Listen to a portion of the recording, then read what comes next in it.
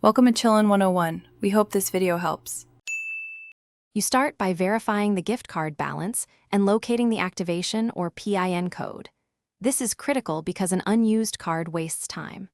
Once done, sign in or create the merchant account where you'll shop, and make sure the billing address matches the card's registration when required. Now navigate to the checkout page with the items you want. You'll use the card during payment, so keep the code and card number visible as you proceed. You'll apply the gift card at checkout by selecting the gift card or promo payment option. This tells the site to reduce the total first. Enter the card number and PIN exactly as shown, including any hyphens, and confirm the displayed balance deduction.